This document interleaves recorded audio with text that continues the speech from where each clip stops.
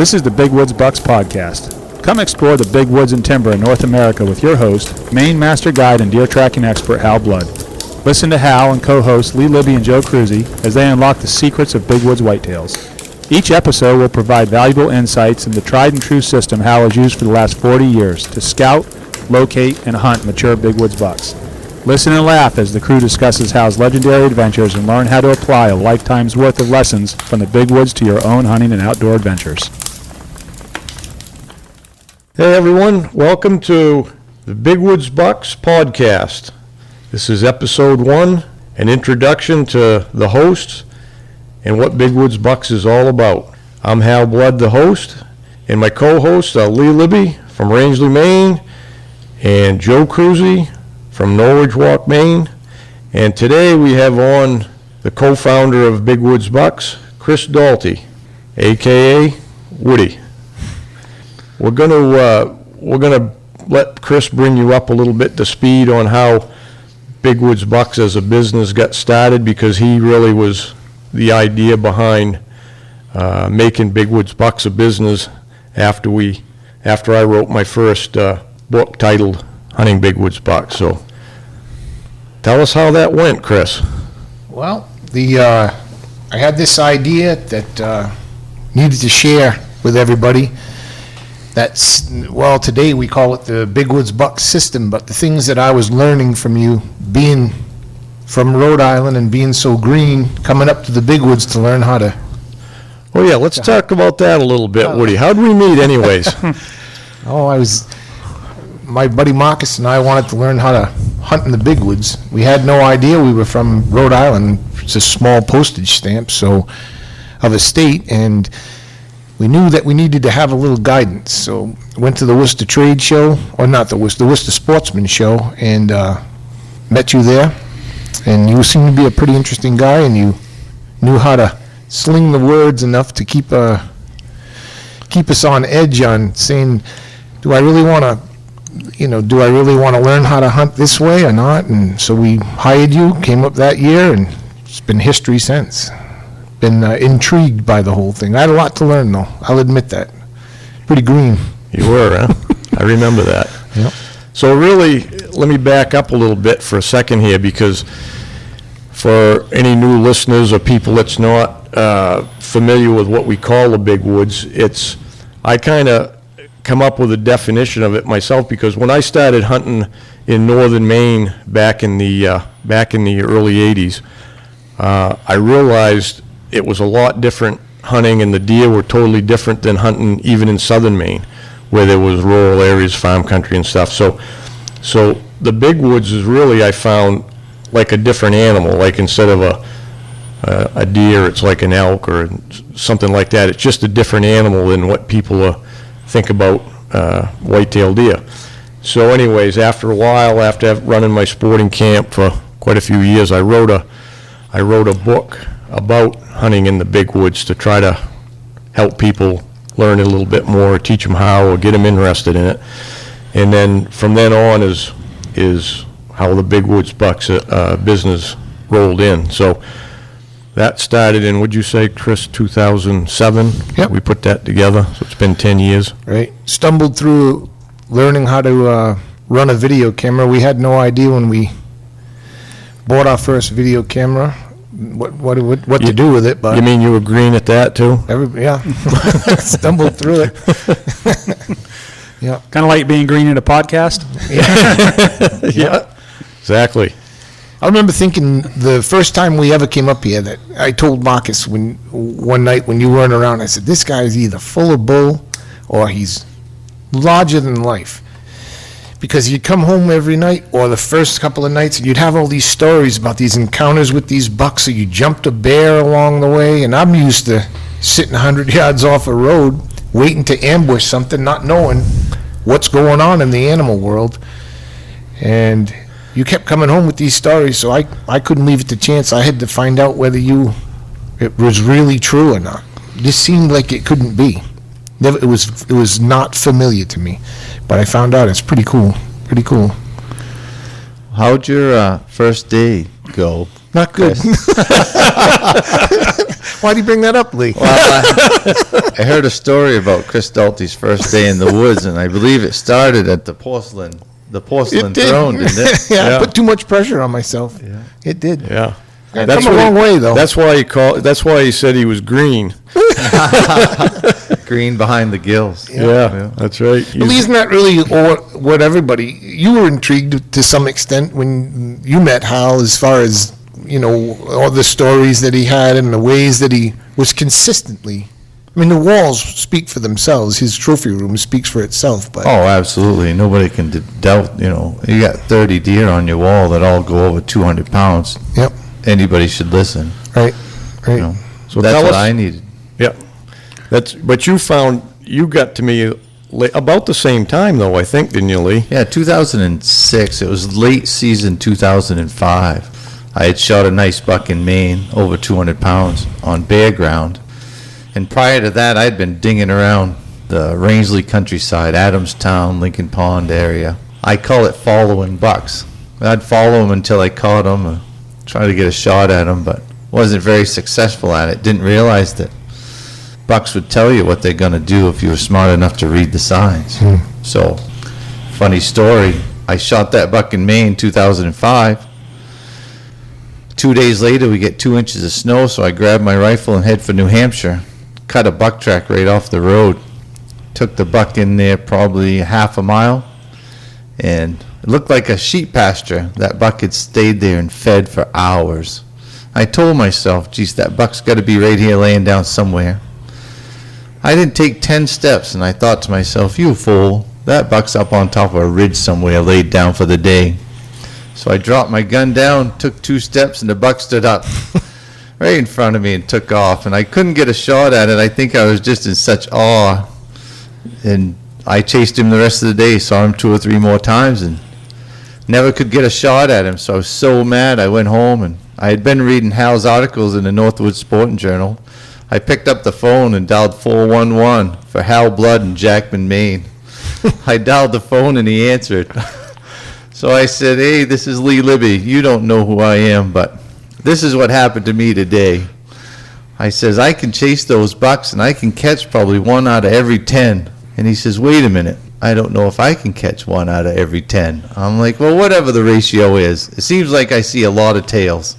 And that last 100 yards is the worst part of my day. And I know I'm getting close, and I know I'm going to screw it up. He says, well, I can help you with that. He says, I got a deer clinic in the spring. You ought to sign up for that. So I said, sure, sign me up. So I went up to the deer clinic, ended up going to the guide school, and he ended up putting me to work that fall. So I could sense talent when I saw it in Yeah. guide school. I hate, Why am I around then? I take a lot of pride, and I think I'm only the second person that's ever been hired out of guide school at Cedar Ridge Outfitters. Nice. Kevin Harrison being the first, if I'm not mistaken. Yeah. How long did you do the guide school for? Oh, up until a couple of years ago. But when did it start? Ooh. I started teaching it through the adult education at the high school back in early 90s. So I taught that guide school for, between there and myself, for, over 20 years. Taught quite a few guides in that time. My introduction to the big woods was a little more unconventional. I mean, I grew up in Jackman Young, but started hunting in Florida is where I kind of cut my teeth. And you skipped the state. yeah, I was. It was a much different type of hunting down there, and hunting the Everglades and the sawgrass and using vehicles and that sort of thing. But I guess it was probably 20 years ago. I think 97 was.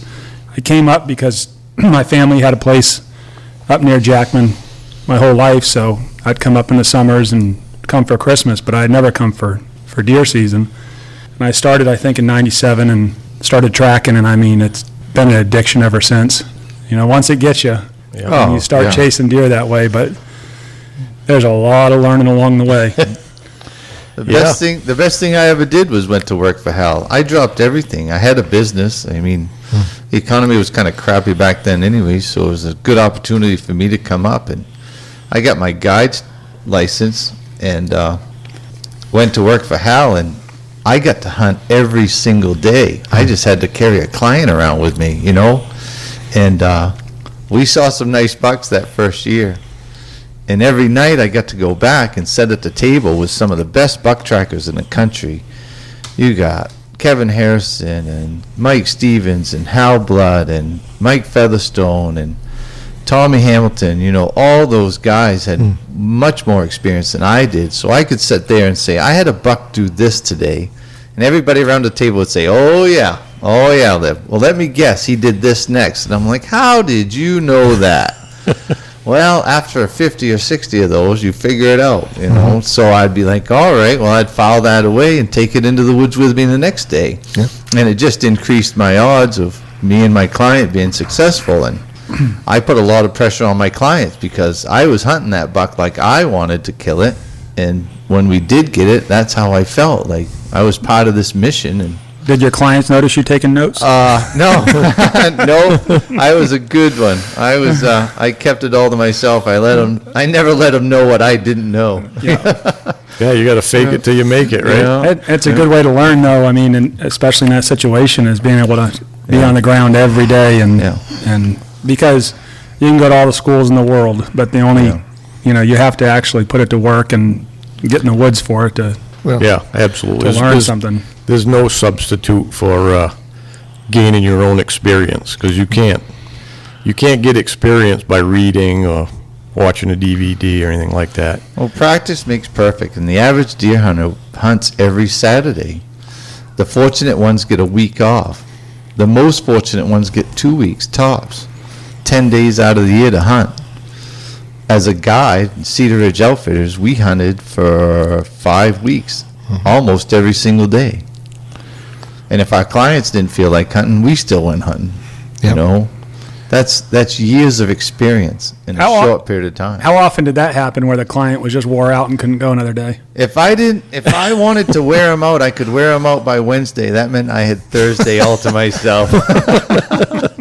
By Wednesday morning, they wanted mom. I want to go home, take a nap. But a lot of that's because even though when I booked the hunters, we always tried to explain to them that it was going to be a little different, and you had to be prepared to walk. Even if you were going to sit on a stand, you don't just go in 200 yards from the road or into a food plot like most people do. You might have to walk a mile or more back in somewhere to get to a stand where you actually might have a chance of seeing something. So I remember the first time we ever turned on a track and you were going to take it and we had to close the distance. I couldn't believe it. I could not believe how fast we had to go and as long as we did. Picking our legs up in the snow and going and going and going. Turned into 2 hours. And we finally did catch that buck, but there was many days that we were on tracks we never caught that buck. We had lonely, dejecting walks back. I remember a few of those days, trying to get back in the truck.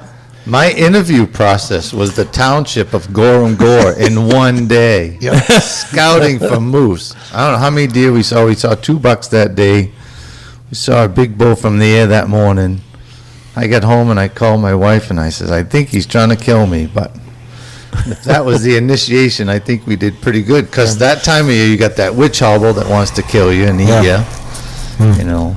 But And it made all the difference the first time we caught a buck, because then I couldn't believe that we could catch a buck. And then when we did, it all came together for me. Not that it came together, I had a lot to learn, but I knew that we could do it. I knew the work that needed to be put in, but the reward was so much greater than the pain. It's totally worth it. I got bitten at that point by that bug that we talk about, you know? To me, it's a lot like the first time you call a moose in, when you're tracking deer and that first buck that you actually jump, and it's the confidence builder that, Right. you need. And then the Get first one you shoot on the track is really, that's when like your light bulb comes on in your head. You go, I got it now. That's like accumulation of the whole deal. Everything you've learned finally came together, and it actually worked. And then once it does, it makes it easier the next time. Let's tell people now really how the business end of it got started and what we did. The first thing we did, you already said I think you already told people we got a camera and started filming, but beyond that, we were trying to make it a business where we could, supply people with knowledge and products. And we've gone through quite a process over the last 10 years trying to figure out what that looked like. Yeah. Well, similarly to what Lee said, after I figured out that you weren't foolable and that there was actually things going on, I knew there was something special there that we needed to share with more people. Because even if physically it can't be done, it's still an entertaining way. It's entertaining to share that whole process. So I got the idea to get a video camera, and I talked to you about it, and you thought it was a good idea too. And we thought there would be enough people interested to at least come on the track. And so I remember focusing on, I called it talking head footage, where I at the time was learning as we went down the track what you were looking at, because I'd stop you. You'd give me a hard time, but I'd stop you, and I'd say, what are you looking at? Tell the camera what you're looking at. And that's how we captured the first DVD, was Right. all that information on that. As I remember in the beginning, it was quite a struggle because I still had to guide clients every week Right. and get them to agree to be filmed and have somebody extra along, and quite a few of them did, so gave you some time in the woods to get some experience with the camera with the clients, and then was lucky enough to get them a buck, then I'd have a few days to hunt in between. That was just the way it was at the time. Did you ever capture good footage while guiding a client killing a deer? Not. We got a lot of good footage, but what do you mean by footage? Well, I mean, have a shot. successful hunt and get, Yeah. because getting, and when I say good footage, I'm talking about like the kill shot because that's the biggest challenge with tracking a Right. deer and video. That's the most difficult It's not like thing. sitting on a food plot. Yeah, we did have one guy, when he was with us, shoot a buck. It was kind of funny because we were on a big track, we were working it out, and we was going down through some softwood and an old cut, and I looked across and I could see a buck standing there. I could see the antlers shining in the sun, and I'm like, geez, there he is right there. So the guy pulled up and fired and dropped him right there. When we got over there, it wasn't the buck we were tracking. It was a nice little buck. It was a 2.5-year-old buck, but he was tickled to death. It was the first time you got to shoot one tracking, even though it wasn't the one we was on. But that's what happens quite often. You may get a buck that you're not tracking because bucks travel where bucks travel. And so anytime you're following a buck track, whether you're still hunting and it's in the leaves or on snow, you got a chance to see another buck along the way. They just See, that's a good travel point, in though. some places, same places. Tracking helps you unlock the mysteries that a lot of people think, like, where do they disappear to? Where do they go? What's their life like? You showed me, just going down on the track, the life that particular buck was living. And like Lee said, you read it in the snow, and once you learn how to interpret it, you have some clues that you can do a lot of different things with. You can, if you find a lot of deer sign, if a deer takes you to more deer sign, you can still hunt that area. You can put a stand in if you're more adapting to stand hunting. There's lots of benefits to it. Yeah, you're learning all the time in the woods. So we got some film done. Put out our first DVD. And what did we do next? Then right after that, I wrote a second book, I think. The second book, right? Yeah. That was, the first one was Hunting Big Woods Bucks, The Secrets of Tracking and Stalking Whitetail.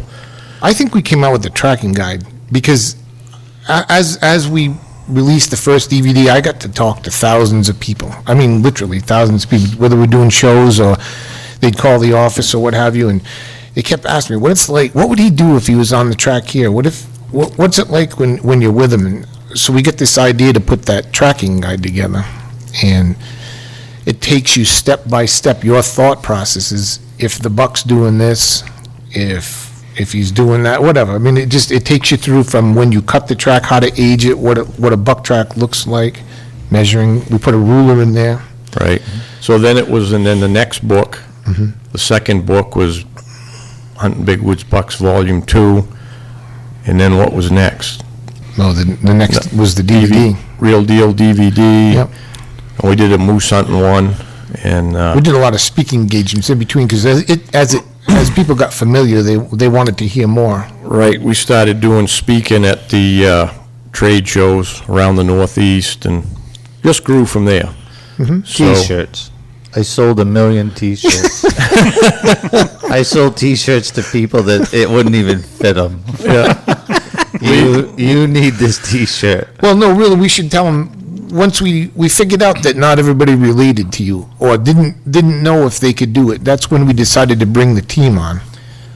Most of them Right. consisted of guides at Cedar Ridge because we knew those people were real. Yeah, because They were that's, friends of ours. right, so it was in the beginning, the Big Woods team was basically most of my guides that guided deer, and then a few friends on the outside that were good deer hunters, figuring that somebody was going to relate to somebody on the team. Because I knew they weren't all going to relate to me. So we had to have a team that just, I guess it would be to prove to people that anybody can do it if you want to put your time into it. Yeah. They And- still have a hard time contemplating the whole, I still take people in the woods today as friends and clients that can't believe that we're 5.5 miles from the truck and it's 8:30 in the morning. And I've been stomping on that track since 5:30, for what? Well, I'm waiting for that buck to show me something. Tell me something in the snow. Tell me you want to lay down and take a break. Because he'll tell you if you're watching. Yeah. But I think people, it goes back to that stupid story about the guy in Vermont that comes up to the counter at the show and says, yeah, I tracked the buck. I usually don't go more than 200 yards in the woods, and if the buck doesn't do what I want it to do, I go back to the truck. You're an idiot. 200 yards from the truck, the road, the buck's still trying to get away from the road. Right. Didn't do anything. Or sometimes they don't tell you much at all. Like Hal and I last year, Hal, after he killed his buck, I called him and said, hey, you want to go along and film tomorrow? We had great conditions. 13 miles we walked that day by GPS, and the buck stopped and made one scrape. That's all he stopped for the entire day. Yeah. I actually took a client's muzzleloader, which I got called to the office for at Cedar Ridge, but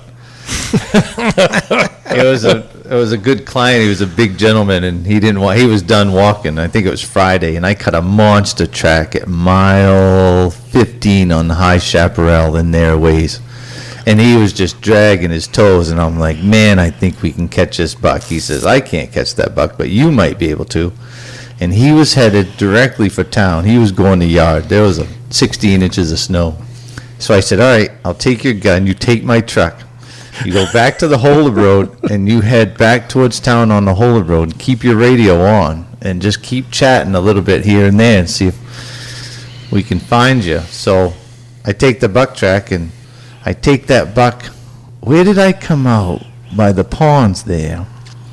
I can't remember. It was like mile 9 or something. After up and down and around, and mile 9, I finally come out, and it's dark, and the client's sitting there in my truck, and I'm like, oh, that was pretty good. And I'm thinking to myself, well, Hal didn't catch me, so I'm golden.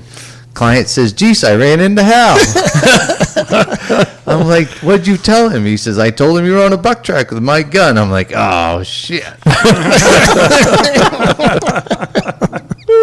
Oh, buck, same thing. So the buck would go, the moral of the story is the buck would go a mile, and he would turn like he was going to go to bed. So I would slow down, I'd shoulder my gun, I'd try to sneak in with the wind, and I'd get to a spot that had a depression in the snow. You could tell that buck had laid there numerous times in its lifetime, and the buck would stand there, all fours planted, and then step off and keep walking. So I go home after I get called to the office and chewed out by the old Marine there. I asked him at supper after he calmed down, I says, what do you think that buck was doing? He says, I don't know, Lib. Evidently it had somewhere to go. And it did. That buck wanted to lay down, but it just couldn't. It was looking for that last deer, and it knew it was headed to yard, and it was headed. Yeah. Speaking of which, what do you think that buck was doing 13 miles? Where do you think he was going? Was he migrating or? He was doing No. he was doing the same thing that He was looking, well, it wasn't, he Lee's was, talking about. What time of the year was that? Was it last week. day of the season last year, but he Rifle was looking, season? he was looking for does, but he didn't, there wasn't any, so he had to travel to find some, because I think we saw one doe track, it was a doe and a lamb, I think, on the south side of the road, and he crossed the road and headed for the mountains. And he went a long way, miles upon miles, before he ever come into any other deer, but that's what he was doing. He was searching for that last doe he could find in heat, and that was it. He wasn't stopping until he found one. That's a good point, because you were breaking down, you know how you talk about breaking down the big woods? Well, you were breaking it down, because you ain't never going to go back for that season. If it was the beginning of the season you had taken that, you wouldn't go back. There was no deer in between all that way, but you could have found deer by chasing that thing too. Yeah, you do. We did find a pocket of deer, but it was far back in, and it wouldn't be a place that you'd say, hey, there's some deer in here, I'm going to run back in there and cut a track. I don't think either one of us would ever consider trying to go in there and look for a track. We just happened to cut that track from the road on the way in. So what holds a pocket of deer in the big woods? In other words, there's not a deer behind every tree, and when we're not using food sources and bedding areas to hunt them, so why was that pocket of deer there? Well, it's a food, so, I mean, the food in the big woods, it's not like farm country, or, but there's good feed a lot of places in the big woods, and that's where the does, they take their fawns, and that's where they want to be, where the feed is, because that's their mission in life, is to feed and reproduce. So then the bucks have to travel in between them. In some places, there's pretty good pockets of deer where there's lots of does in one relatively small area, and you might go 2 miles and there wouldn't be a deer track in between. There's just some places that don't hold the deer. So that's why scouting's pretty important. So how would you describe or define big woods? I define big woods as the deer, any place, up north is where, I've always hunted, because I like the snow and the track. But there is big woods, I know, in the southern states too, Appalachians and all of that. But I define it as deer that don't have access to agriculture. Because agriculture absolutely controls where deer feed and probably bed down as well, because the woods are broken up between fields and patches of woods. But in the big woods, they don't have any access to that, so they're more likely, that feed can change locations from year to year, and a lot of it, especially in the north where there's a lot of logging, is predominantly what produces the food for the deer. So around any fairly recent logging is the best, and then as it grows older, it gets above their reach again, and they might leave that area for the next logging area that's in their territory. So every year it can be different. I've gone into many places that was full of deer one year, and you go back the next, and they're just not there. You just have to find them. They're not like 10 miles away, but they might be a couple, over the next ridge or mountain or something. Those deer have just been drawn to the next good feed. So, but anyways, that's really the definition, is any of the white-tailed deer that don't have access. The woods are big enough where they don't have access to agriculture. So It's always, it makes you wonder what would happen if a person planted a 50-acre field up in the middle of the big woods, a food plot, with something the deer really like, if it would change their habits, or if they would, stick around that area. Because I know guys do food plots up here, or try to anyway, but they don't have the same effect they do down south. There's one right up the road, right? Didn't Troy tried it. Troy tried it. It was a bunch of moose. Moose come down and ate all the brassicas in the fall, and that was it. Yeah. He told me he never had any deer would come to him.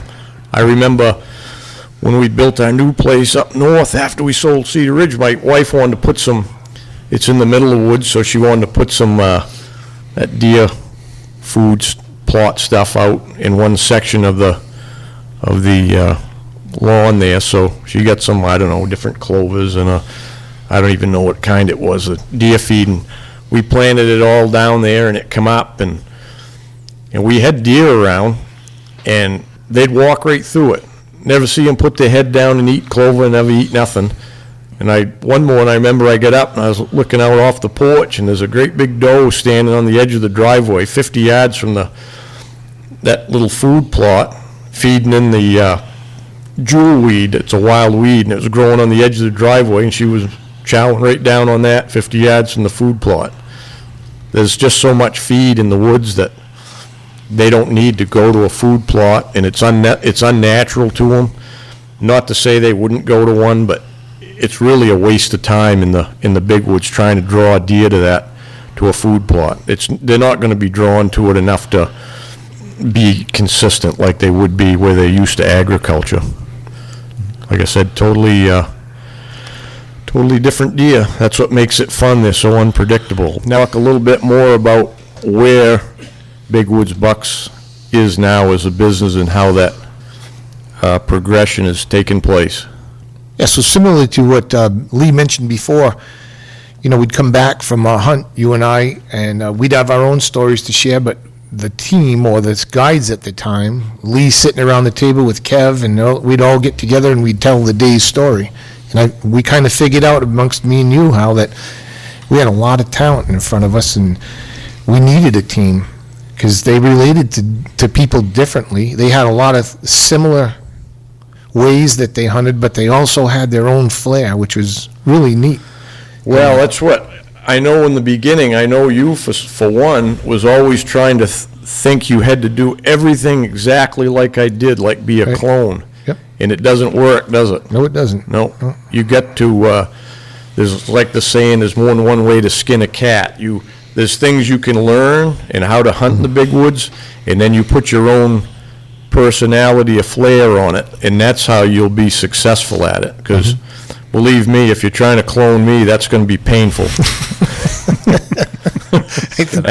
Ask my wife. I think we're all unique. I mean, I'm sitting across from Lee Libby looking, he's a unique individual, to say the least. Yeah. It's the glasses. Yeah, that's what it is. I know we're sitting around all. I notice we all wear them now. Yeah. Yeah, but you know what my favorite saying is amongst all you guys? I know. Wait till you get my age. Yeah. Some of us have crossed over into the next realm, though, huh, Lee? I don't know. 33 is not that bad.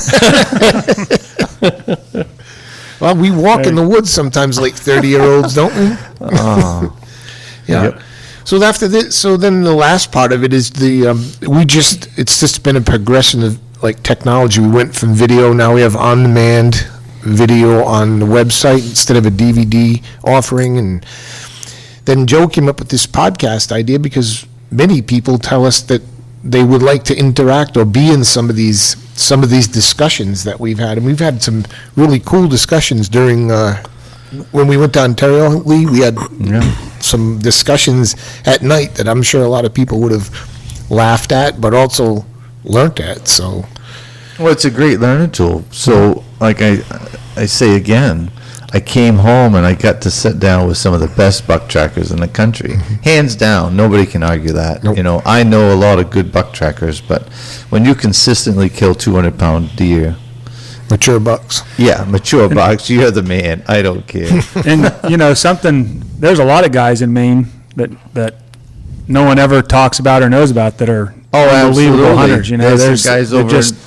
But I've actually approached some of those guys, Joe, and said, "Hey, listen, I'd like to tag along with a camera and see." And the first response is, "I'd never take you into a deer spot of mine.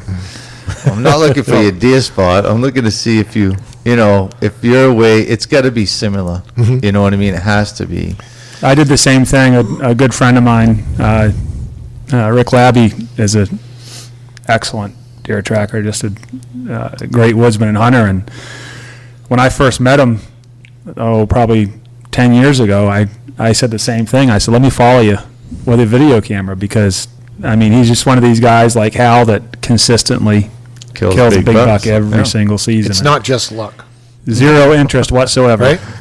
Yeah, those guys. on a camera. I'm gonna go back to cutting wood after I kill my buck. So you and that camera can stay home. He just and which is similar to a lot of guys is that it's that part of it's just no desire. We all hunt. We all want to be in the woods, and we all love the experience, and we all enjoy what it's all about. But a lot of guys just want to do it alone and not worry about someone else breaking a stick behind them, or because the video is not worth it to them. Oh, absolutely. And a lot of guys don't want anybody in their country. They don't want people to be successful like that. And that's fine. I get it. But I think we're all a little bit different in that we enjoy, because we've done the shows, we've talked to the people, we've heard the questions, and we've seen the enthusiasm in the seminars of people that want to learn more about it. And so for me, it's fun to share that, For me, it's rewarding because to watch you guys, share, and then someone takes that knowledge and goes in the woods and experiences it for themselves. You can see a whole new fire lit in that person. It's really a neat thing to see. When I was It's rewarding, like you said. and I know Hal does the same thing as a guide, but your clients were different every day, and they came into a situation they knew nothing about. We had a clothes list, a gear list of items that we wanted you to bring, and some would bring it, and some would look like they just stepped out of Cabela's. And Lots of camo, right? lots of camo, no idea what was going on. And then there's a transformation. And so Monday, the client generally tells you everything that they know, what they've done, where they're from. You get to know them. So Monday's a test. Take them for a walk, find a buck track, see. You're hunting, of course, but it's a gauge of what you've got to work with for the rest of the week. And by Tuesday, they're tired, stiff. You've got to run them again. Now you're serious about hunting. Wednesday's kind of a rest day for most of them because most of them can't go consistently for 6 days. Am I right, Hal? That's right. Most of them can't go the 6 days. So Wednesday is giving you 2 days to figure the personality out. Wednesday is giving you a day to let that personality rest. And now, Wednesday afternoon, you've got to make a plan on how you're going to get this guy or gal a buck in the next 3 days. And you have to use his own personality and your wisdom and his body. Because whether you can do it or not, how can he do it or she do it?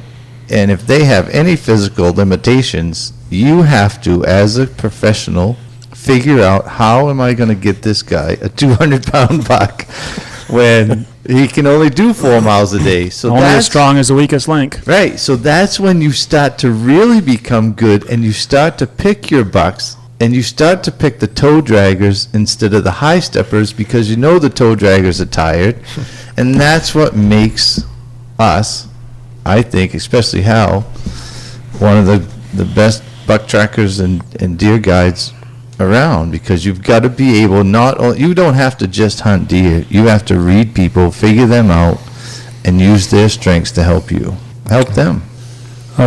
It's funny because I think I first talked to Hal when I ordered his book when I was still living in Florida when the first one came out. Maybe it was when I just moved here, but at any rate, I've been here a little over 10 years now, full-time. And although I bought the book and was wanting to learn about tracking, I really started hanging out with Hal in regards to moose hunting, and because I was guiding a lot of moose hunters, and it was there's a lot to learn from someone that guided moose hunters for 25 years or so, Something like that. and so we started palling around a bit, and then we were out messing around with some bear baits and doing different things, and it's I've always believed that if you hang out and ask a lot of questions from guys that really know what they're doing, you can learn a lot. And Guys that have fruit on the tree. A lot of people have opinions, but the guys that have fruit on the tree, they're the ones that you want to listen to. yeah, all you got to do is take one ride up to Zone 1 with Hal and realize he's been in that country before. Every side road, there's a story. Yeah. And it's until you take a trip like that and you realize how vast the North Woods are in Maine, and how much woods there are to know, and when you're sitting there talking with someone that has actually been down almost all those roads, and it's pretty impressive. But Yeah, but I get lost in the Walmart parking lot.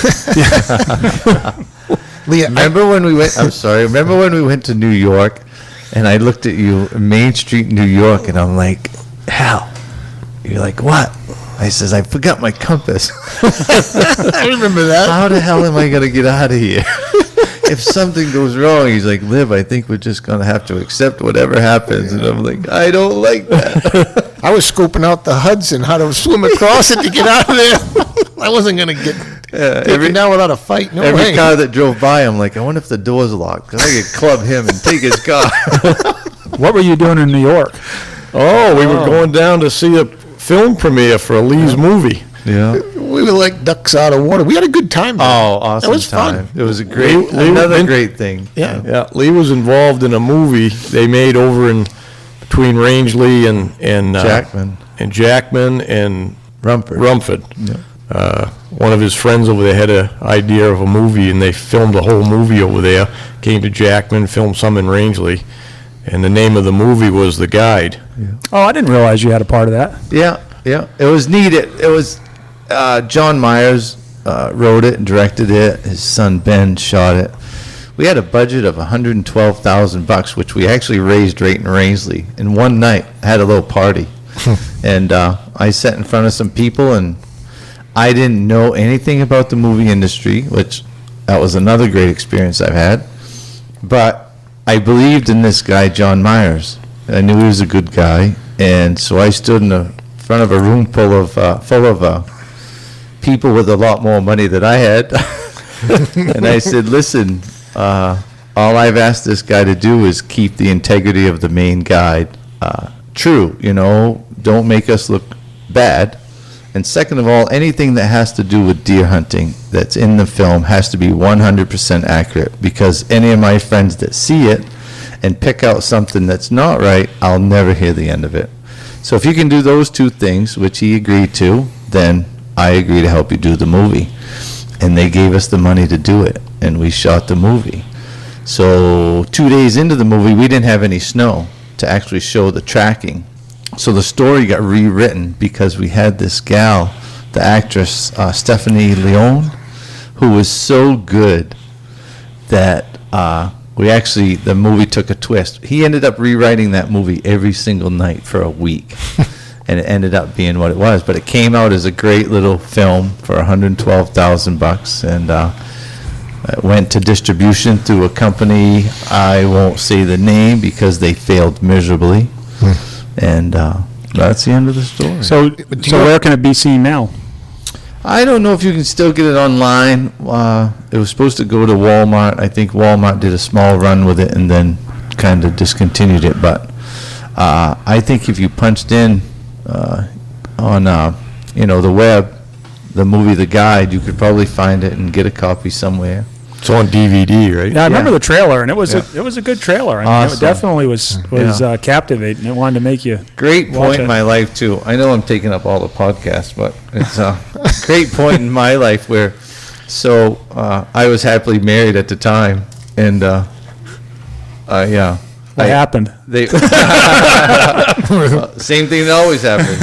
Another fellow with better looks comes into the picture, and she trades up. So, but they wanted me to play the part as the guide, and I was really kind of into it. But the guide, if you watch the film, it's based on my life. My second wife had open heart surgery at 36 years old. And she survived, luckily. And they based the story on what would have happened if she had not survived, and the dark place that I would have gone.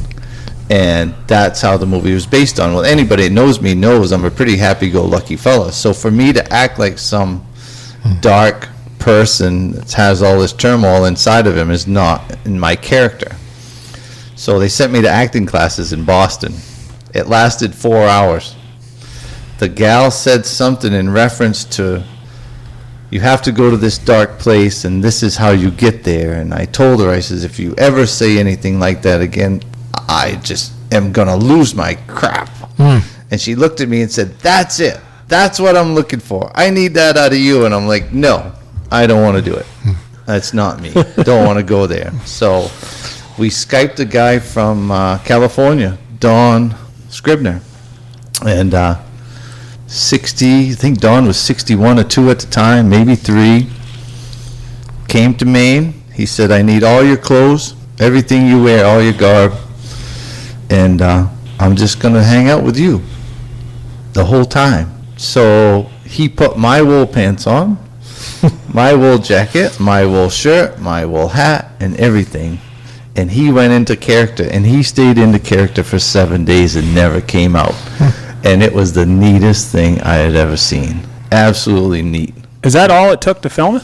Was 7 days? Well, we were on a mission, and I had planned for about 6 months every location, because the whole story, it was supposed to be more of a hunting story. It didn't end up that way, but the whole film was based on stories that I had shared with John Myers over a campfire. So I was building a house, and he would come down at night and sit by the campfire and ask me random questions. And of course I had some story to everything, informative, tell him whatever he wanted to know, and then say, I got this story, and that's kind of how it took off. But yeah, you should get it. You should. Oh, I'm gonna try and watch it, because I remember seeing the trailer. The main star there he was definitely Don. He played the part well. Great guy. He could Great sell guy. it. Yeah, but to give credit where credit is due, I mean, it wouldn't have happened without you for a lot of different reasons. I mean, the whole production side of thing in the woods. Right. You hired Kev. Kev was there, right? Yeah, And so Kev. was Mike. Yeah, So Mike that really helped Featherstone. seal the deal with it. Yeah. But you went to some precarious places with these guys Yeah. they were like tenderfoots, right? Yeah. And it's funny, so back to why I didn't play the part was, first of all, I failed miserably at acting class. And secondly, I wasn't that personality. Well, unbeknown to anybody, 10 days after the film was closed, on Christmas Day, my wife asked me to leave the house, leave the relationship. And within 3 days, I went to that place that Dawn was in that needed to play that. And it's kind of funny, because I talked to Johnny and I says, well, I'm ready to act. I think I could pull it off now. We're going to continue our conversation there with Lee and Joe and Chris.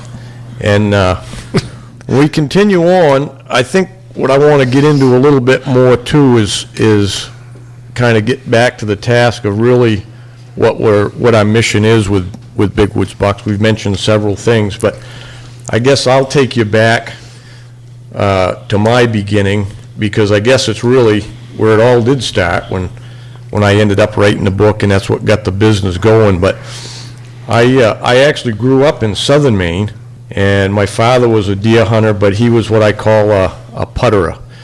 He'd get a deer about every 3 or 4 years, I guess. I remember I'd be 5, 6 years old, and every once in a while there'd be a deer hanging in the garage. Back then, in southern Maine, there was very few deer. Very few. The deer, northern Maine, the big woods was where the population of deer was. Everybody went to the big woods to hunt deer, the serious deer hunters. And so southern Maine was really tough. And back in those days, it was either sex.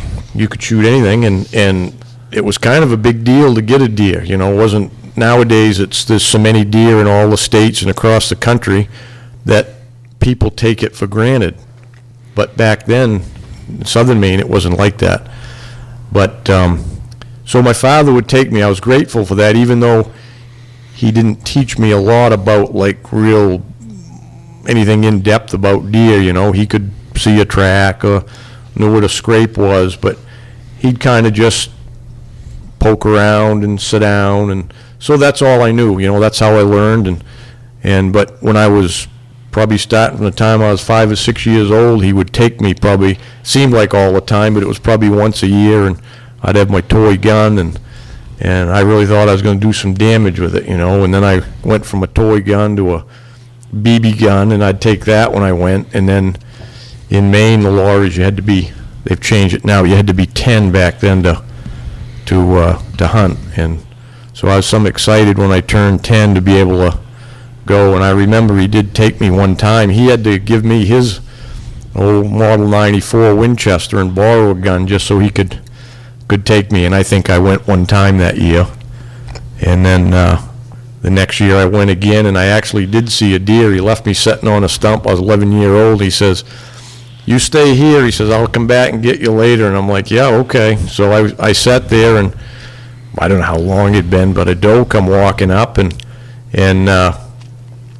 I pulled up on that doe, and I had my gun pointed everywhere on that deer, because my father really never taught me anything about shooting. You know, his idea of practicing was to put a beer can on a tree and shoot at it, and I could never hit it. That's not how you do it? Well, it's not how you should do it. So I didn't know, because he never said anything. All I was racing through my mind was, because I was small, 11, and I thought when the gun recoiled, the bullet came out. So I was aiming at the foot of the deer and all over, and finally I put the gun down and said, "I don't dare to shoot at this thing. I don't know where it's going to hit." And the deer finally smelt me and run off, and then so I had to question my father when he come back about it, and he called me a damn fool, you know, for not knowing any better, and he never told me. So then after that, then I knew. So it's just simple lessons you learn along the way. And then the next year, when the first day I got to go, I shot my first deer, and it ended up being a spike horn, and I was tickled to death, and I think my father was probably more tickled, you know, and I shot another one the next year when I was 13. I think that was the first day I got to go deer hunting, and my father wasn't with me. One of his buddies took me along with him, and I just went back and I sat on the same cross, and I'd seen that doe on 2 years before, and I shot a doe. So that's kind of where I got started. But I never came to the big woods until I was 16, I think. And my relatives used to come up Memorial Weekend and go fishing a few of the ponds over the weekend. And we always saw some deer, and there was always deer tracks in the gravel roads and stuff. And I always remembered that. And then when I was 18, I went in the Marine Corps for 4 years, so I got home every year except one. I had 1 year I was overseas during the deer season, but I'd try to get a few days in of deer hunting. And then when I got out, I had got married, and I had a job, reluctantly, but I had to have a job, so, because I had a wife to support now, these were a responsibility. And the only vacation I could get was for the northern zone. Back then it was a northern and a southern zone, and the northern zone opened a week earlier, and I had no seniority, but I could get that vacation pick, so I rolled with it, took the vacation, and decided to come north because I saw deer tracks there. And that's how I got to the big woods deer hunting. I talked my father into going on that first trip. What year was that? Early 80s or so? That was that would have been 1980. Yep, I got out of the Marine Corps in 1979, and that first fall I didn't have a vacation, so, but it was 1980, and we borrowed a little pop-up camper that had fiberglass panels that popped up, and me and my father went up. We had a Coleman lantern and a Coleman stove, and we got up there, and the only place we knew about was back in where we fished, so that's where we went. We set up in the same little gravel pit where we camped when we went fishing. I didn't know anything about the woods because we'd only been fishing there, but I knew there was deer around somewhere. So, and I remember now that first year, it was the first week of the season, would have been basically the first week of November, and it got cold that week. It was like down 10 degrees every night, and we had no way to dry anything out. So if you got a little sweaty, and we did get a couple of little snows that melted off, we'd get a couple inches, it would melt and get crusty. But so I did get to follow some deer tracks, and I followed a couple bucks, I jumped a couple bucks, and that's kind of the start of it. But you know what that did for me? And I ended up shooting a spike horn like the next to the last day. I shot a spike horn, my first big woods buck. So, but anyways, just that 1 week there, I fell in love with it. It was just something about all that woods to hunt in with no other hunters.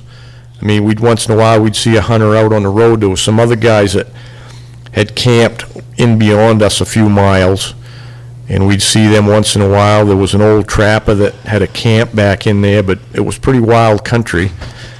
And my father said he wasn't going back again until we had some better accommodations, because I remember getting up in the morning and my boots would be frozen. Back then I had the yellow bean boots with the leather tops, and they'd got damp from sweat and being crossing streams and stuff.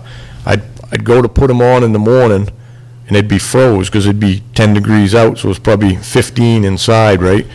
I'd get my boots pulled on and stomp around until the leather thawed out and got going, and meanwhile I'd start the Coleman stove to get some breakfast going, and then the condensation from us had froze up to the fiberglass panels on the roof, and that would all start dripping on a sleeping Sounds bag. like fun. Yeah, that's my introduction to the big woods. But my father said he weren't going back again till we got a better accommodation. So the next year, I got the same week, and I talked a buddy of mine that I'd met. He's actually from Maine, George Stetson, and I talked him into going with me. So he went the second year, just me and George, and we made an agreement we wouldn't shoot a deer unless it was a buck. So we had, that year it was not, we didn't have any snow and bare ground. We stomped around, and neither one of us saw a buck to shoot, so we went home without one, which was fine. And then I liked it even more. So that, from that time on, I was still hunting down in my relatives' hunting lodge down on the coast because it was quick. I could get there and, you know, I could go hunt there for a day or two if I wanted to. And, but I was still hooked on the big woods, and I made a plan. I had to go every year, so. And then, from then on, then I quit my job at Hannaford's, and I went lobstering with my father-in-law and started a career in lobstering for a while. But I always had that calling to go there. From the time I was a kid, I wandered around in the woods when I was a real young kid. My mother, back in those days, you know, back in the 60s, as long as we were back when the street light come on or back for supper or whatever, we did what we wanted. And what I did was wander the woods all day long. Have the woods changed up here much since then? Yeah, the woods up north have changed. So now, since back then I was saying all the deer were up north, well, it's actually in these going on 40 years, it's actually totally changed.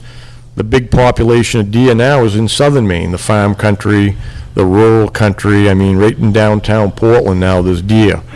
But because of the logging practices starting in the late 70s through the 80s and 90s, most of the wintering areas were pretty much logged off, and the deer population had plummeted to like almost opposite. So like then there was like very few deer like it used to be in southern Maine. But big deer, you know, the big ones survived, but it made a lot more challenging hunt because it was common for people, you talk to the old timers, and back in the 50s and 60s and 70s, I mean, to shoot a buck up in the north was no big deal. You could basically walk down any tote road and eventually you'd see one to shoot. There was just that many deer.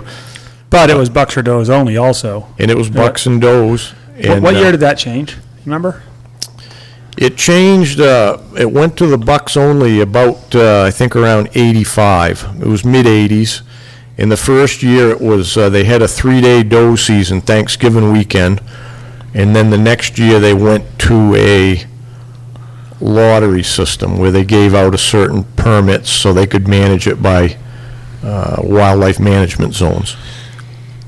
I wanted to say something though about the characteristics that I've noticed by hanging around all you guys.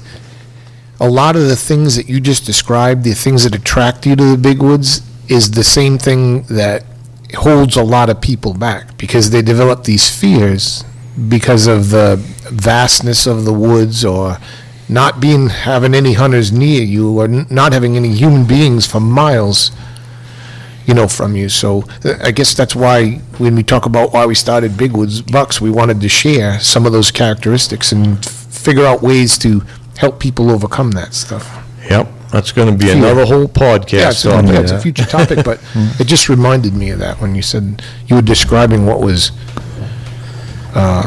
attracted you to the big woods. So I've found over the years guiding people that, and running my lodge, people seem to either love the big woods or they hate it. There doesn't really seem to be an in-between that people say, oh, yeah, well, yeah, we'll go do it or whatever, fine. It's not that way. They either love it, either for the solitude of the woods, not seeing hunters, there's so few hunters. You can hunt all fall in the northern Maine, and you may never see a hunter in the woods. It's rare when you do. A lot of people are attracted to that because most people are used to seeing orange in the woods everywhere, wherever they hunt, So, and then the other attraction, I think, for a lot of people up north is the big deer. We've got by far the biggest deer on average. The tracks are bigger than any of the deer on average because now we've hunted out as far as Ontario. I've hunted Montana and Michigan and Minnesota and But quantify that statement, because it's the body size of the deer. The racks, Right. most of the nation thinks, when they think of big deer, they think of 180-inch Yeah, bucks. that's true. That's exactly right. See, in Maine, like the gold standard for someone shooting a big deer is a deer that would field dress over 200 pounds. Totally cleaned out, heart, lungs, liver, everything. 200-pound buck. So that's a buck that's probably 250 on the hoof. So I just want to interject a minute here, because coming from the south, it's exactly opposite, where That's no right. one cares about body weight down there. When they do talk body weight, it's always live weight. Everyone cares about the rack. So a couple years ago, I killed rack-wise the biggest buck that I've ever killed up here. It was a little over 150-inch rack.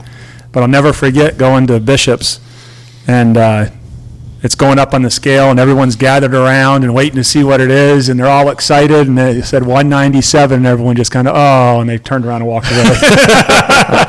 See, that 3 to me, pounds? To me, that frustrates me a little bit, and I've thought about this a lot, and maybe you'll agree with this, Lee, is we're hunting mature bucks.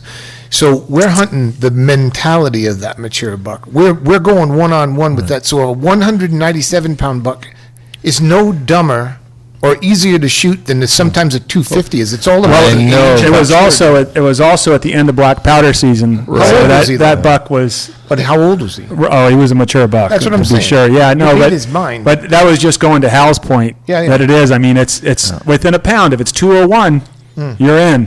Yeah. But if it's 198, forget about it. Yeah, and that one, if you shoot one the first of the season that weighs 201, he's probably going to weigh 180 at the end. But if you shoot one that's in the 190s at the end of the season, that buck was probably 225 earlier. So it really depends on the time of the season you shoot them, but it doesn't matter. It's, any old mature buck, 5.5-year-old or more, is going to teach you a lot of stuff in the woods. I shot a big woods buck with my bow 16 or 17 years ago, and it was in October. It was mid-October, and he was 2 1/4. Yeah. There's no way that buck would have been 2 1/4 in December. No. No. Yeah, I shot a number of bucks in southern Maine that were 185 to 195, and was proud of those, and they were good hunts. And then you come to Jackman and you kill one that's 195, and your buddies say, yeah, I'd been a nice deer next year. Okay. A little bit about how the bucks up in the north, they do everywhere, but particularly in the north, lose weight throughout the season and during the rut. And I think they lose a little more weight in the north just because they're dealing with not only the rut, but cold weather conditions. So the cold, they need more feed to keep their body, fattened up during the cold. And if it's cold during the rut, they're going to just lose more weight. So that's just the nature of it. We accept it. So, Lee, what's the rationale behind why they travel so far during the rut? Can I say it? I thought you only went in the woods 200 yards. Yeah. That wasn't me. That was. Oh, I thought that was you. Yeah. Some days. Well, it's mating season. You know what I mean? They're not. We talk about pods of deer in northern Maine, and it's true. You might find 4 does and or 2 does and 2 yearlings living in the middle of nowhere on a 2 or 3 year old chopping, and that buck knows where they are. So if he's 4 miles away and what he's got's not producing, and he knows it's breeding season, he knows where those deer are. I'm going to go check on those deer. And if he gets to that part of deer and he does a circle with the wind and he doesn't smell anything that entices him, he's going to keep moving. Well, if you do that every single day for 3 weeks, it's like me getting out of the truck and walking 10 miles a day. In 3 weeks, I'm going to look a lot different than I do now. So it's all the breeding season. In the non-breeding season, we all know them things lay around like couch potatoes and just eat and get fat and Get ready for the breeding for the breeding season. That's their existence, Yeah. And that really ties, it really falls over into like moose and a lot of the other animals too. All Same the thing. animals I hunt, I relate back to human. Me too. Absolutely, like, why is this buck doing this? Well, why would I do it? And it's kind of simple when you think about the breeding season. They want to breed. That's all they're bred. That's all they do. Reproduce. Yeah. You had conversations with biologists before about how much weight they lose in the north. What did they tell you? Yeah, 20%, maybe 25, on average, which is quite a bit of weight. It's 200 pounds. I mean, it's 50 pounds on a 200-pound deer. That's quite a lot of weight to lose In a short period of time. in a short period. You can tell too. If you shoot one the beginning of the season when he's fat, when you field dressing him, it's just right full of fat. All the guts and the kidneys is just fat everywhere. If you shoot one the end of the season or during the muzzleloader season, which is a week after Thanksgiving, running in December, an old buck, his guts will just be blue and purple. They'll just be veins. There won't be any fat in there. There won't be any fat on their back or around their haunches or anything. So What was the date that Horace Hinckley shot the 355-pound buck, the state record? I don't know when that was. I really don't. I know it was I think it was in the 50s or so, but the time of season, was he early on and that's why he was so heavy, or was he actually? Well, there was no question it was a big deer anyways, a big frame deer, but yeah, that a deer like that, if it lost 20% of its weight, could have been over 400. But we go back, that record, and that is a main state record for weight. It's 355 field dress, but we don't really know if that's, because back then most people considered field dressed leaving the heart, lungs, and liver in. So we don't really know if that's the way that buck was weighed, because even the people that said it was field dressed, they don't know either, because unless you looked up inside. So Yeah, but not to take away from it. no, That's a I'm not, huge I'm buck, not though. taking away from it. I'm just saying, there's never been a buck shot even really close to that, So yeah, it's a legitimate state record, but that could weigh on a 200-pound buck. The heart, lungs, and liver is going to probably be, I would guess, 20 pounds. So if you don't take that out, and that's why, it's been about 15 years ago now, the Maine Sportsman that administers the Biggest Bucks in Maine club would, for people that don't know, it's you get recognized for shooting a buck that field dresses over 200, and you get a shoulder patch. You've got to send in a ticket from the game inspection station with a weight certified and all that, and then you get a shoulder patch for that. But a lot of the tagging stations where you go to tag and weigh them were allowing them to have the heart, lungs, and liver in. Some were and some weren't. So it really wasn't a level playing field. Some people were getting a patch with a buck that weighed legitimately only probably maybe 180, 190, and they were getting a patch, and then the guy that shot one that was 210 before he took the heart and lungs out wasn't getting a patch. So they clarified that back, I don't know, it's got to be 15 years ago now, to be all completely field dressed.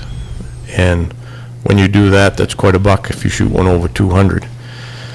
But, and I tell people too, another thing about that is a lot of people think, Maine has a reputation for having big heavy-bodied bucks, but still the majority of them are in the big woods in the north. You can shoot one anywhere in the state, but if you're coming from out of state and that's what you're trying to shoot is a heavy-bodied buck, you better head to the north somewhere because the odds are with you there. Down in southern Maine, it might be one out of every 200 bucks that would dress over 200, but when you come up into the northern part, it's for sure, well, most places 1 in 10, in the North Maine woods especially. I know, over the years in Jackman, since I've been here, I've kept track of it, and it's usually run about 1 out of every 6 bucks tagged will dress over 200. So if you want to shoot a big buck, you got to hunt where they are. Would you say the average is going down?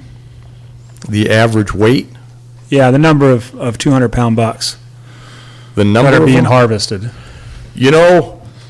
it's, I don't know if it's percentage-wise, I don't think it's gone down because I remember back when I first moved up and started guiding and running my business here, we used to shoot 30 to 35 bucks a year that were over 200. But we were tagging Wait, can you repeat that? 30 to 35 bucks. Are you talking about A tag year. at Bishops? Yeah, right. Okay. Yeah. Oh, yeah, at Jackman, Yeah. at the tagging station in Jackman. Okay. Some people, I'm sorry, some people are going to want to kill you for saying that. Saying what? That they're tagging 35 200-pounders in Jackman a year. Well, they used to. They They used used to, yeah. They don't now because, but back then in those days, I remember they used to tag over 200 bucks. They'd tag to 250. Now, they're tagging about, I think the last 3 years, it's been roughly the same, about 125. But last year, I think, I looked, I think it was 21. So the percentage-wise, it hasn't changed. It's just the number of deer. And that's a loaded number, too. You can look at that number and say, geez, you used to tag 250, now you tag 125. That's half as many deer. But that's not an accurate evaluation either because for sure there's less than half the hunters. Mm-hmm. There's nowhere near the hunters. When I first came up north, even before I moved here, when I first started hunting here, when you got to Jackman to get gas or whatever you needed to head back in the woods, the town was full. Every hotel room was full. Everything was full of deer hunters in the fall. That was the big deal. There'd be people camped in the woods everywhere with tents and campers. And if you see a camper in the woods now around here, it's rare, very rare. Nobody hardly ever camps anymore. In the North Maine woods more because there isn't any lodging. You're more likely to see it in the North Maine woods territory, tents or campers. But there's nowhere near the deer hunters around the Jackman area as there used to be. You talk to the old timers that were, hunting in the 50s and talking about, that lived in Jackman in the 50s and what a booming town it was during deer season and how many people were up here and Yep. and coming from all over and obviously way before that. In fact, my wife and I own and operate Lake Parlin Lodge, and years ago I've got old postcards and everything and the old brochures and they focused on that. That was their draw. Whereas now, the entire economy's changed to where it's snowmobiling and summer vacationers and weddings and that sort of thing, as opposed to the hunting crowd. It's so different here in November than even the late 90s when I really got started up here deer hunting, and how busy when you came in with a deer at the tag station, there'd be 40 people around waiting to watch that thing get weighed, and it was like that every night. And boy, it's not like that anymore. No, now it's, I can drive in some of the logging roads, about anyone, in the morning and drive back out in the evening, and some days never see another vehicle that's hunting. First 2 weeks of the season especially, the people that still come now, they want to come later in the season because more chance for snow, and then the ruts later in the season, 15th to the 30th. So that's what hunters are coming. They want to capitalize on the being here at the most productive time for them. So those first 2 weeks are pretty slim around here now. So that's a big factor in how many deer get tagged now. Yeah, and you know, going to that point, a big factor is the weather. It used to be you could count on the snow more so than you can now, but Yep. you know, some seasons you got great conditions the first weekend, and that's it for the season. You know, it's Those are things that you can't control, but one thing I wanted to come back to, maybe Lee, you can talk about this for a minute, because you brought it up, was, you know, Hal's talking about we got to go where the big bucks are, but it's also the track that you select, too. You guys both can or all three of you can kill bucks consistently over 200, but there's a reason for it, because you pass up those borderline. Oh, absolutely. If you're not on a big buck track. Yeah, and it goes back to, you know, first you need the time, but second of all is knowing how to pick those buck tracks, which I'm sure is another whole Oh, we got segment. another whole podcast on that. Yeah, but just to touch on it quickly is, so I'm just like anybody else, you know, I have a life and a job and all that, and if I do you wake do? up in the morning, You have a job? Yeah, what do you do? some people would say it's not really a job, but if I get up on Wednesday morning, there's 2 inches of snow, I kiss my girl and tell her I'll see her whenever, you know, because I don't know where I might end up, but I'm going to chase that snow and find a buck track. But so that first day, you're always full of piss and vinegar, to say, and you'll take any buck track. You know, it's the first one of the season, right? So if it's a high stepper with a 30-inch stride, you're not afraid of that. Let's go. And after doing that for a day or two, then you might be a little tired, and that Friday might come along, and I might pick a toe dragger that's with a 24-inch stride and hope he's not full of it, and in hopes that I could catch him. But I pick my buck tracks according to, that's one factor. The other factor is I hunt in the Rangeley area a lot just because I'm right there, and I like to sleep in my own bed. But if I find a big buck track, I'll get out of the truck and I'll scuff it out. I'll walk into the woods a little bit so that it looks like somebody's already been there. Yeah, and so then I might actually backtrack out of there and see what I got for company. I have about a 25-mile loop that consists of old roads and whatnot. So some mornings I'll get up early and before it gets daylight, and I'll do that circle. And if I see somebody at a remote camp and I know from experience that they hunt a certain area, I might not even go into that area because I don't want to cut a monster track and be tempted with taking it, knowing that there's going to be 2 to 4 or more hunters in that area. I don't want any company, you know. So, but when you do take those buck tracks, like Hal said, the percentage is higher that they're over 200 pounds, and with experience, you can tell a 200-pound buck track. But how we've had many hours of conversation about those borderline bucks where they could be 190 but have a really nice rack. It's a catch-22 sometimes. Depends on, I think, where you are in your tracking career. Would you say? Well, the whole thing is I tell people that if you're new at tracking, don't try to track the biggest bucks in the woods, because you're going to get discouraged, because guess what? They're the smartest ones in the woods. They've been followed before, not necessarily by hunters, but they got lots of experience by evading coyotes over 5, 6, 7, 8, 9, 10 years. Those aren't the bucks you really want to start on. You know, I tell people the first time you come to the big woods, follow any track.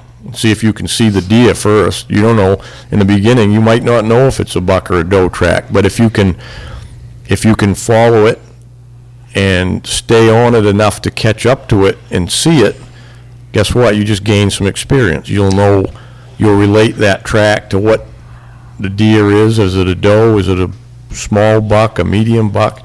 And that's how you're going to get some experience. And also, if it's the only track you're finding, it might take you, while you're tracking that one, you're going to cross that big track because you're in the, Yep. you know, you're That's in where breaking the down the other big bucks woods, are. though. Yeah. Many days you'll switch tracks. I mean, I've done it at 2:00 in the afternoon, and it almost panned out. Yeah, you don't know when you get on a track, but that's just, I think too many people, you know, when they're starting to learn this stuff and they want to know what a big track is and all that, they even the new people tend to want to track the biggest tracks they can find, and I'm telling people it's not necessarily, I mean, I'm not telling them don't do it, but don't go buy a smaller track or a medium track just because all you're looking for is a big one, because guess what? If you don't have any experience in the big wood, you may not know where to find a big track anyway. So start out on just a track and see where it leads you. Like Joe said, it might lead you to the big track you might be looking for. Yeah. Well, in a sense, it's gonna, because even the 2-year-old bucks are still looking to breed. They're not gonna be able to when they finally get there. Right. But if that 2-year-old can find a hot doe, maybe there's a 4 or 5-year-old hanging out with the doe already. It's like elk hunting. I relate it to elk hunting when I went out to New Mexico. Those satellite bulls were crazy, running around in circles, but every time they'd color, they'd grab a cow out of the herd, the herd bull would come over and put them back in check. Well, those younger bucks can still smell a hot doe, and they're going to head for that hot doe. So in a sense, lots of times they will lead you to bigger tracks. Yeah. Yep. I think speaking about that too, we had lots of conversations about this. Is they don't necessarily know there's a human being on them, because I like to kid about this all the time. If I was a deer and I knew how blood, I'd just kill myself. I wouldn't give you the chance to do it. I'd cheat you out of that. But anyways, you know, we've talked about this a lot, that coyotes or whatever's chasing them, teaching them the evasive skills, along with following the mature does around when they were younger. They learn all that stuff. But Yeah, they learn, a buck will learn most of what he knows from the other bucks. Because when he's a spike horn, he starts following around and wants to go to the places the other bucks go, because they communicate by scent and they get to their signpost rubs and all of that. So they just want to be a big buck someday, and that's what they're learning it from. And then they're learning it also, that's where they learn where to travel, and they learn how to get from mountain to mountain, or place to place. And then what controls their behavior is really where the coyotes come in. You know, however they escape from a predator, coyotes up here mainly, that's what they'll use to evade a person, because they don't know the difference really necessarily. They know something's after them, and they get into their evasion mode. And they have habits of the way they do it, but they're not, each individual might have a different a way of doing it that he learned. Once he learns, if he escaped one certain way, he'll continue to do it. And some of them it's going in water or doing different things, but some of them it's traveling cross country. You know, they want to get out of the area and get somewhere else, which I want to just get back for a minute about, we talked about travel and how far they travel. And I guess to a lot of people, if you hadn't hunted in the big woods, or you're trying to learn about it, that's the difference in farm country or rural hunting, is there isn't any boundaries, what I call it. The bucks, they don't have any boundaries like they might in more populated areas of farmland, and where they have more does to tend to, because of the less amount of deer and the no boundaries there. They may go miles across country before even turning. You know, they all seem to make some kind of a circular circuit throughout their territory, but it can be a long ways. So to put it in perspective, 5 miles is nothing. You know, to a lot of people, they think 5 miles across country would be, geez, you know, you wouldn't think, if you weren't used to hunting in the big woods, you might not even comprehend that a buck would go 5 miles off in one direction, you know, over 2 mountains or something. But to them, it's nothing. You know, they covered that kind of ground in an hour, you know. So the furthest that I know of in a straight line that I could measure by, because I had a GPS, was a few years back. I tracked the same buck 2 days in a row, which I rarely do because I know how far they can be, but this was the end of muzzleloader season, and I thought maybe, just maybe, he wouldn't go that far in the night, because I got to look at him. It was a really big buck, a big 10-pointer. And he jumped up in front of me up on the mountain, and if I'd had my rifle, I could have got him, but it just took me a split second long to get the hammer back on I had a Omega at the time, muzzleloader, and so anyways, I didn't get a chance, but I saw how big it was, and I just, for the last day, I said, I just got to try it. But anyways, I ended up from where I fired at that buck. I did shoot when he went down through the firs when he disappeared, but from that point until where I left him the next afternoon was 10 miles by GPS. That's a straight line cross country. So how big is his territory he roams? Who knows? Well, And he was still going. He wasn't. I had to turn around because it was later in the day, and I had punched in the truck where I'd left the truck that morning, and I was 6.65 miles by GPS to my truck, and I had to get back before dark, Not to discourage people, though. I mean, you always told me that on the right day with the right buck track, which you never know when you first start out until you start to interpret the sign, he could be laying down 300 yards away or 10 miles. I mean, you don't know. When you get on a buck, there's a lot of unknowns there. But no, I'm not trying to discourage anybody. I'm just trying to inform people about that's what big woods hunting is you just got to go, not be afraid, get out there and go, and day after day, and eventually, if you learn enough, put it to practice, the law of averages will catch up to you. They're going to sooner or later. Yeah, it's a radio collar deer study that the state's doing that I had emailed you. They were does, but that just goes to show you, if they're traveling that far. But they started, I don't think you've seen it yet, Lee, but they collared them down in Parkman, which is down near Monson, and they traveled from there up across Indian Pond, out on mile 5 of the Spencer Road. So straight line, it's probably a good 40 miles by the way the crow flies, and then went right back to the same exact spot. And it was numerous deer that basically did the same thing, and they traveled the same direction. And so that was for wintering. Well, I forget exactly the dates but when they started. They collared them in their wintering yards, and then that's where those does were from, though. But just like you said, if you think if a doe would go 40 miles to winter, that doe knows that territory in them 40 miles. So when a client asks you, where is the deer's bedding area, and you look at them in bewilderment, and they're like, shit, this guy doesn't know anything.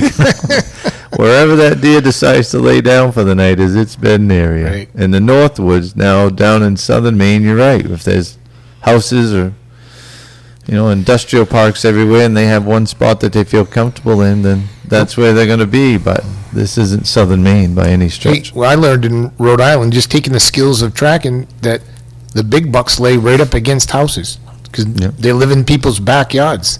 Because most hunters don't have enough guts to go and jump them out of there. They don't even know they're there. They walk past them. Somebody wrote an article once called the Behind the Barn Buck. Yeah. And that was true in Baldwin, where I lived for many years.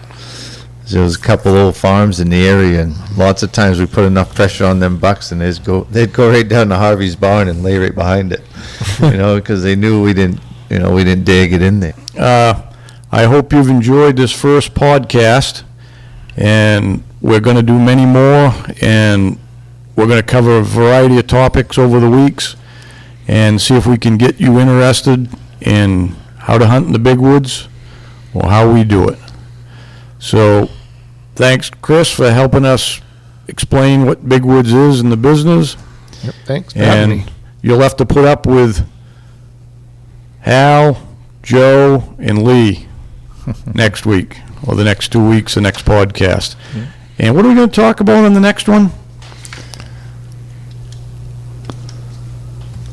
Everybody has to get the glasses on. It's pathetic. Everybody's jumping for this spectacles. We're going to touch a little bit on episode 2 on overcoming fear of the big woods, which I think is a is one of the biggest things for most people their first times hunting the big woods. It's not one of, it is the biggest factor. Yeah. Because, you know, you learn that when you're guiding over the years, you get to see every week, you get new clients that a lot of times it's their first time into the big woods. That's why they're hiring a guide. And you can see, even when they're with you guiding them, you can tell they're afraid. They ask you. I got a story about that. I do too. I have like 15 of them. How do we You know, that's next episode. Yeah, there you Yeah, go. I mean, a lot of people that just say, you know how to get back to the truck, or how far from it's always how far from the truck are we, you see, because people are thinking they got to be at the truck because it's safe. Yeah. So this is going to be a good subject for the next time, so Yeah. thanks for listening. Yeah. And If you like what you hear, you can always go to the website, www.bigwoodsbucks.com, and comment on there, or Facebook. Or, We have a blog right on the homepage, Yeah. and we invite you to Yeah. leave your comments, subject matter that you want us to talk about. Tell or- us to keep talking or shut Shut- the hell up. We're also Whatever going you want to to tell us. we're going to have an area for questions in the future also that you can shoot us your questions, and we'd love to answer them when we're talking about that subject. Thank you. Thank you. hey, thanks for tuning in. Till next time, good luck on the trail.